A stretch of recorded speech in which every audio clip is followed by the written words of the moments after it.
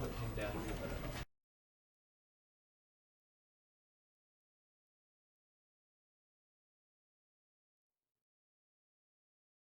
This is the story of a man named Stanley. Stanley worked for a company in a big building where he was employee number 427. Employee number 427's job was simple. He sat at his desk in room 427 and he pushed buttons on a keyboard.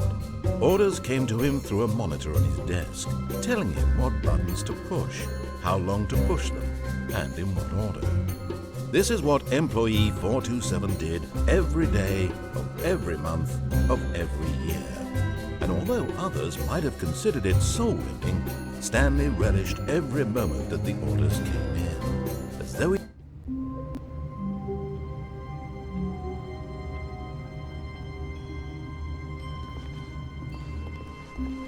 All of his co-workers were gone. What could it mean?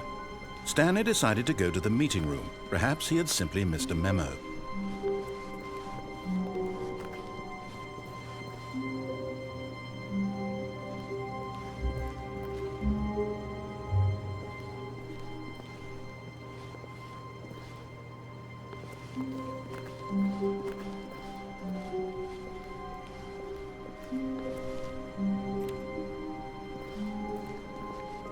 When Stanley came to a set of 2 open doors, he entered the door on his left.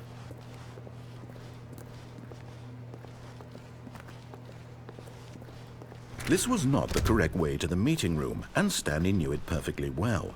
Perhaps he wanted to stop by the employee lounge first, just to admire it. Ah, yes, truly a room worth admiring. It had really been worth the detour after all, but eager to get back to business, Stanley took the first open door on his left.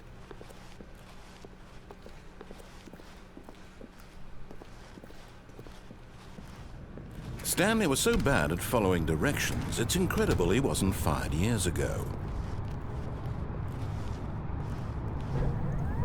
Look, Stanley, I think perhaps we've gotten off on the wrong foot here. I'm not your enemy, really, I'm not. I realize that investing your trust in someone else can be difficult, but the fact is that the story has been about nothing but you all this time. There's someone you've been neglecting, Stanley. Someone you forgot. What? Really? I was in the middle of something. Do you have zero consideration for others? Are you that convinced that I want something bad to happen to you? Why, I don't know how to convince you of this, but I really do want to help you, to show you something beautiful. Look, let me prove it. Let me prove that I'm on your side. Give me a chance.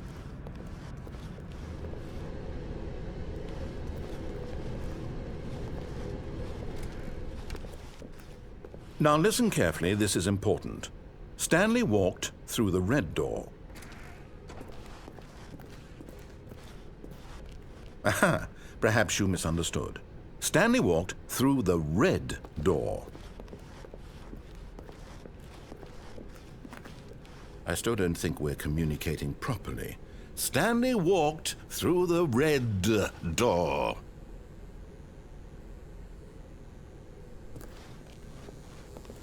Oh, thank God you are willing to listen to me.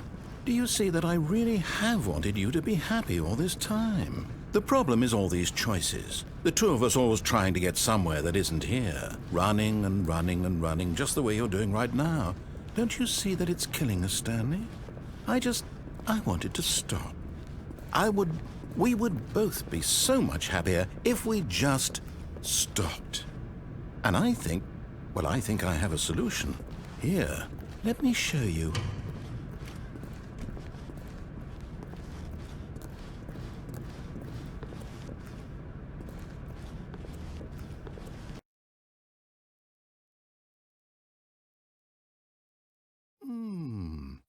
What do we want? What are we looking for?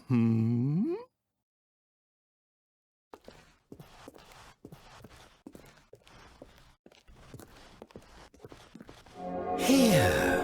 Yes. Oh, it's beautiful, isn't it? If we just stay right here, right in this moment with this place, Stanley, I think I feel happy. I actually feel happy.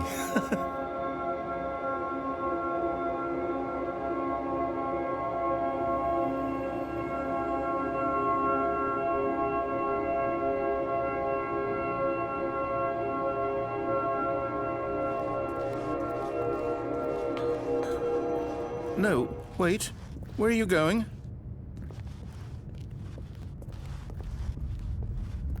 Oh no. Stay away from those stairs. If you hurt yourself, if you die, the game will reset. We'll lose all of this.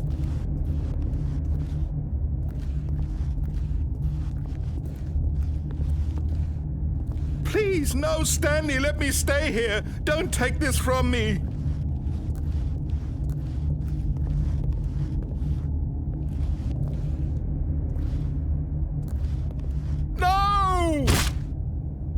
Oh, thank God. You lived. You had me worried there for a moment.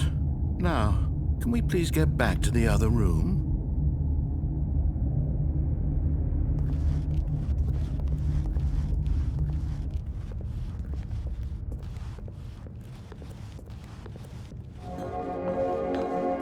There. See? This is what you want. This is where we can both be happy. We really can. If we stop moving, we just have to stop moving. Stanley, go back. There's nothing good that can come from this. No. No, no, what are you doing? Do you just not believe me? What can I say to convince you?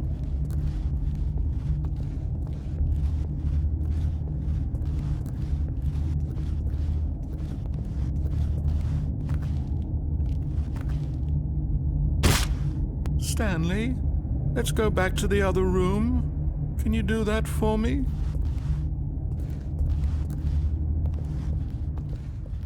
Yes, perhaps you can. Perhaps you finally see what I'm talking about. I know you'll see that we can't be happy if we leave this place. You can see that, can't you?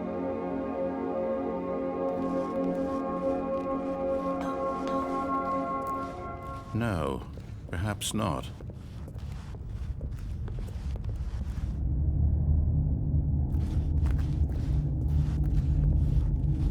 My God, is this really how much you dislike my game? That you'll throw yourself from this platform over and over to be rid of it? You were literally willing to kill yourself to keep me from being happy.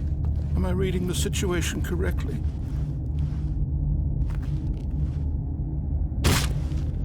Maybe you're just getting a kick out of it. I don't know anymore. I just wanted us to get along. But I guess that was too much to ask. It looks like you wanted to make a choice after all. Well, this one is yours.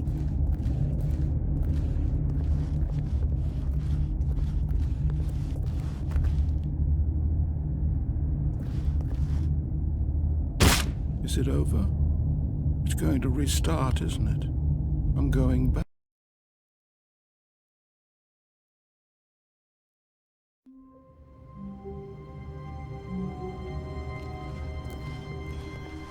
How long was I sitting there? Stanley wondered to himself. Minutes? Days? Centuries? Did something crucial happen while my senses were turned? He made a note to be more careful with time from now on.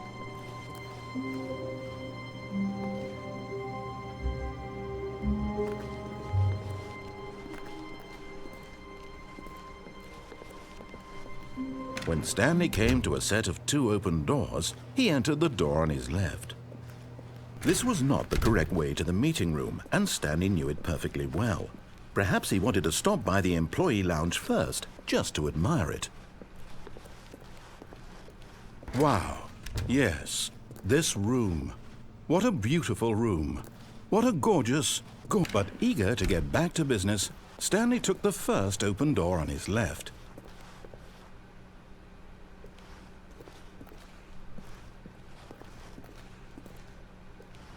Stanley was so bad at following directions, it's incredible he wasn't fired years ago.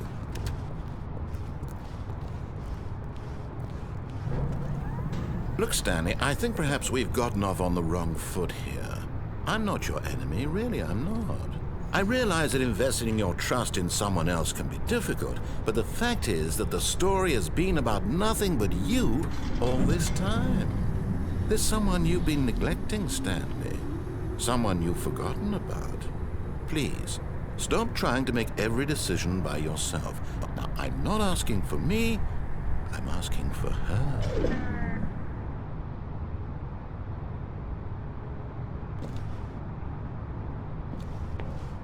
This is it, Stanley. Your chance to redeem yourself, to put your work aside, to let her back into your life. She's been waiting.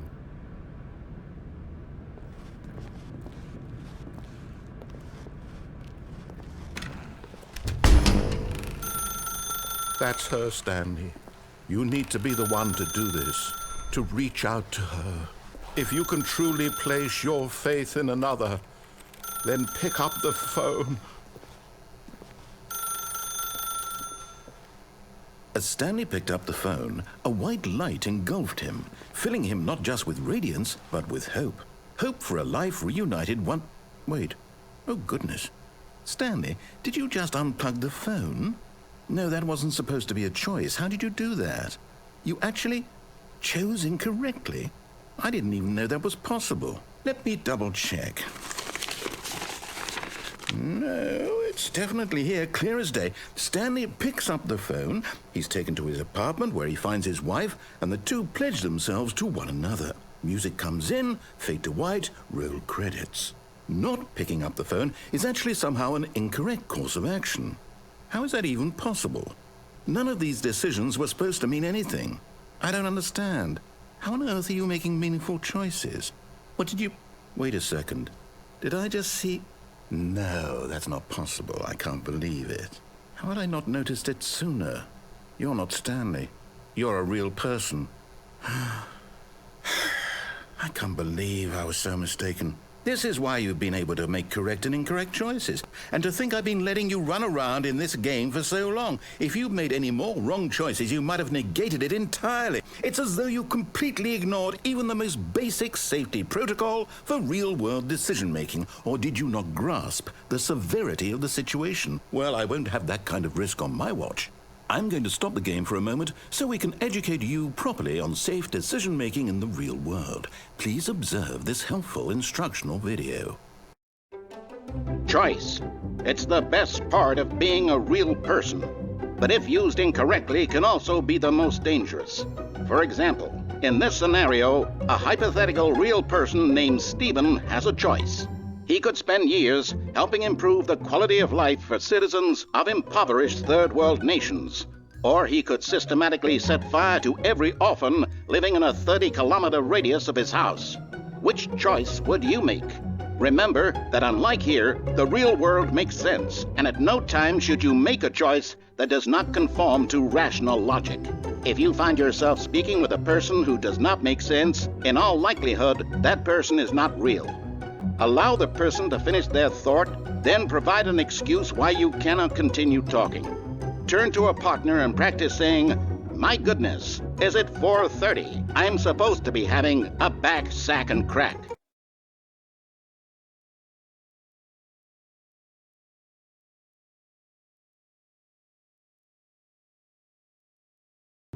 Excellent. Making choices on a regular basis is the best part to a healthy decision-making process. Most medical professionals recommend making at least 8 choices per day. Do you make more than 8? Less? And finally, if you begin to wonder if your choices are actually meaningful and whether you'll ever make a significant contribution to the world, just remember that in the vast infiniteness of space, your thoughts and problems are materially insignificant, and the feeling should subside. At this time, your instructor will guide you in an exercise to test and reinforce the material covered in this video. Welcome back. You may have noticed that this room has begun to deteriorate as a result of narrative contradiction. But not to worry. Now that you're properly informed on good decision-making, we're going to revisit a choice you made just a few minutes ago and see what the correct thing to do would have been. This way, please.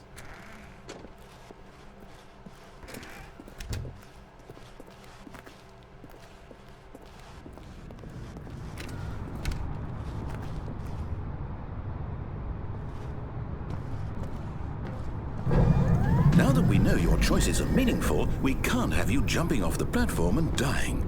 Imagine the main character dying senselessly halfway through the story. That story would make no sense at all. We just need to get you home as soon as possible before the narrative contradiction gets any worse.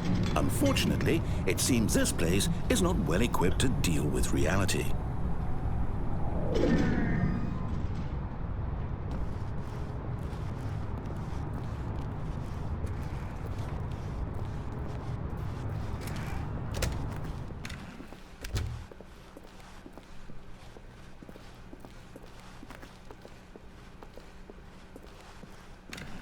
Almost there. You'll take the door on the left, back to the correct ending, the story will have resolution once again, and you'll be home free in the real world. Now remember, all you need to do is behave exactly as Stanley would. That means choosing responsibly and always putting the story first. I'm quite sure you'll be up to the task. Just follow my lead and you'll be fine. All right. When Stanley came to a set of 2 open doors, he entered the door on his left. No! Why did you do that? Quickly, hurry back in the other direction. Perhaps we're not too late.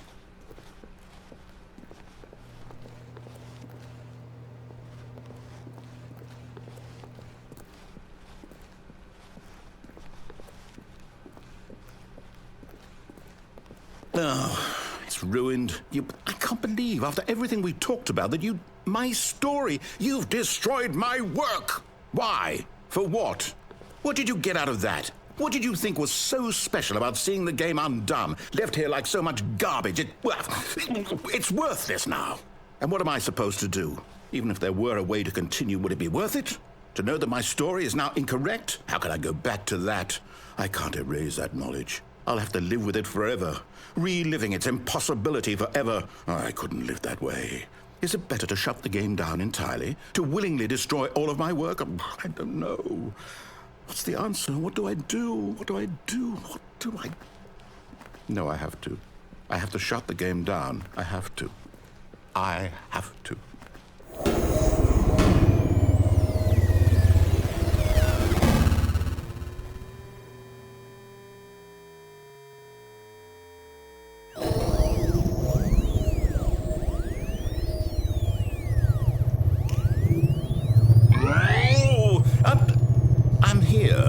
I'm still here in this pile of rubbish, with you, who thought you were so clever.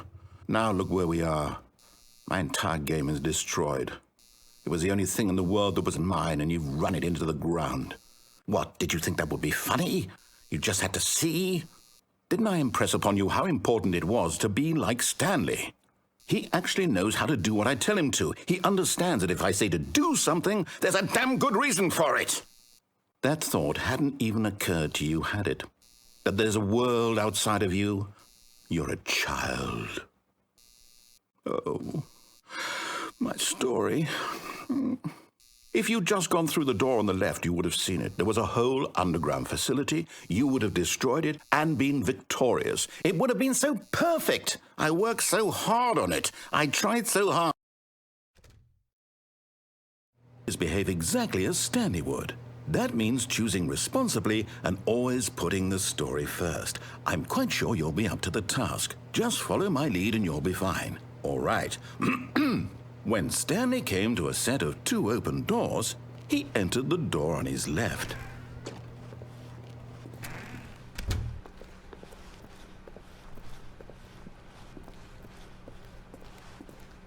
Yet there was not a single person here either. Feeling a wave of disbelief, Stanley decided to go up to his boss's office, hoping he might find an answer there.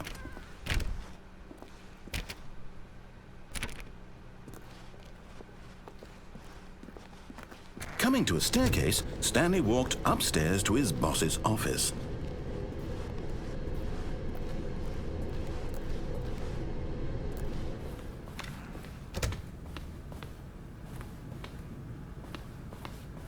Stepping inside his manager's office, Stanley was once again stunned to discover not an indication of any human life. Shocked, unraveled, Stanley wondered in disbelief who orchestrated this. until he saw the door with a voice receiver next to it. Surely behind this door lay all the answers to his questions. And beyond all probability, he knew the passcode. He had seen it on his boss's computer just last week. Night Shark 115. Was this the code to open the door? Would it still work? There was only one way to find out. Stanley had been trained never to speak up, but now he would draw from within himself the courage to face the unknown. He drew a sharp breath and then spoke the code.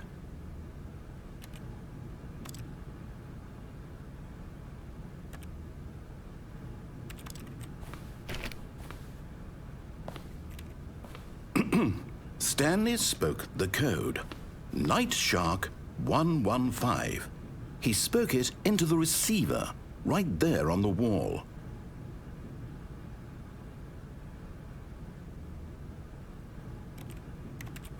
I'm sorry, is there a problem? You didn't mishear me, did you? Please speak the code into the receiver. Otherwise, we can't get on with the story. This is a crucial step.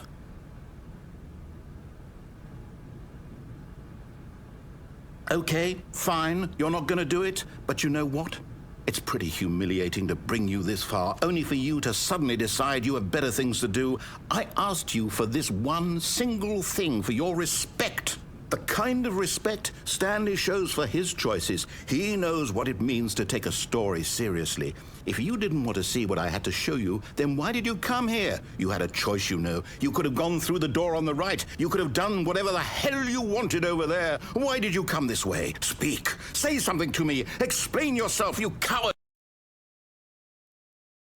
When Stanley came to a set of two open doors, he entered the door on his left. Stanley? Hello? Is everything okay? Stanley, please. I need you to make a choice. I need you to walk through the door. Are you listening to me?